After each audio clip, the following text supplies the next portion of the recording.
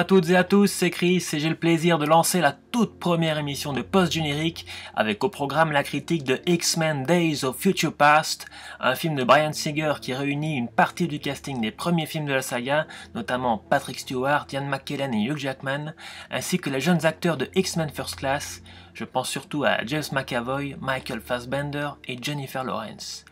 Une flopée de talents réunis pour sauver la cause mutante. Je sens qu'on va se marrer.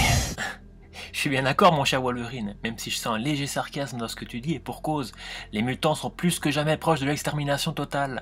Il va donc falloir envoyer l'un d'entre vous dans le passé pour changer le cours de l'histoire. Et l'histoire, puisque j'en parle, c'est déjà le premier point positif de ce film, avec un scénario qui prend la peine de lier tous les volets de la saga entre eux, malgré le chaos que certains réalisateurs ont laissé derrière leur passage. Brett Ratner, si tu m'écoutes, de toute façon tu comprends pas. On nous accorde une seconde chance. C'est exactement ça Eric. Enfin, si tu permets que je t'appelle Eric. Après un X-Men First Class réussi par son ami Matthew Vaughn, Bryan Singer revient à l'univers qu'il avait vraiment fait connaître en tant que cinéaste solide il y a 14 ans déjà, et quel retour il nous fait là! Il mêle à nouveau la petite histoire à la grande en filmant des années 70, 70 pour nos amis franchouillards préférés, qui sont tout à fait crédibles sur fond de guerre du Vietnam, tout en montrant un Charles Xavier au plus bas, qui n'est pas sans nous rappeler le stress post-traumatique des vétérans du Vietnam. Un Charles Xavier qui va devenir le grand professeur X, campé par James McAvoy fantastique, totalement habité par ce rôle, dont l'évolution est le cœur émotionnel du film, et rend celui-ci parfaitement complémentaire à First Class, qui lui nous racontait plutôt l'origine de Magneto. Pour rappel, c'est donc un véritable tour de force d'avoir réussi à mêler passé et futur sans jamais se prendre les pieds dans le tapis. En ouvrant le film sur des séquences apocalyptiques visuellement impressionnantes qui renvoient en 10 minutes tout le reste de la production Marvel de 2014 dans les jupes de leur mère. Rien que ça. Et en poursuivant sur un mode narratif riche, doublé d'une mise en scène sobre, mais qui tombe toujours très juste.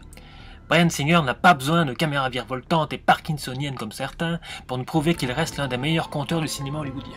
Mais, vous allez me dire, est-ce réellement un grand film s'il ne possède pas de scènes vraiment mémorables ?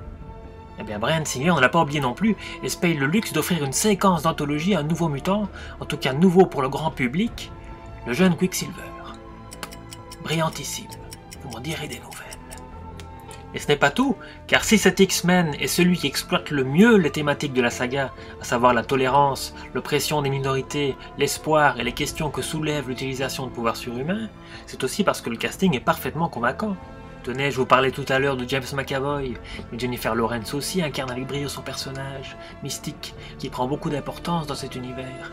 Sans oublier un Michael Fassbender très classe en Eric Lanzer, et bien sûr nos deux vieux briscards Stewart et McKellen, toujours aussi intenses. Mais qu'en est-il de la place du devenu envahissant Wolverine ? Eh ben, il a retrouvé le rôle qui lui revient, celui du personnage important mais pas principal non plus. Sans trop en dire, sachez que Hugh Jackman n'a jamais incarné un Wolverine aussi attachant que dans ce volet. On va être très potes tous les deux. Si tu le dis mec. En tout cas, il n'est pas si facile de trouver des faiblesses à X-Men Days of Future Past. Je relèverai surtout une partition assez peu inspirée du compositeur John Ottman, qui n'a pas repris les très bons thèmes du film précédent, mais quand on sait qu'il est également le monteur du long métrage, on comprend mieux la faiblesse relative de cette bande originale. On notera également l'une ou l'autre répétition dans l'explication des enjeux. Bryan Singer et le studio de la Fox ont sans doute eu peur de perdre le spectateur dans ses voyages temporels. Du coup, certaines choses sont inutilement expliquées, sans tomber non plus dans l'exposé scolaire à Inception.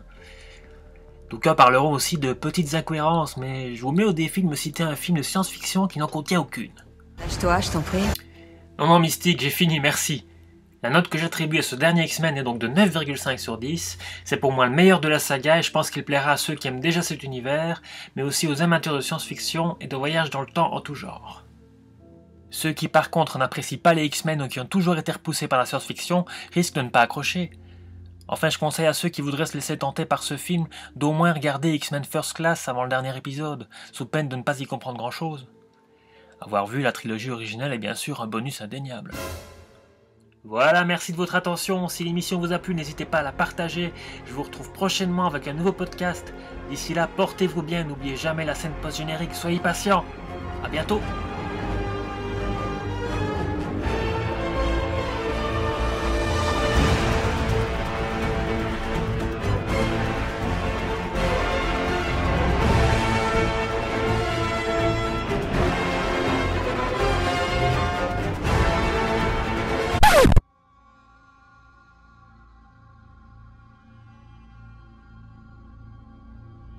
patience, c'est pas vraiment mon fort.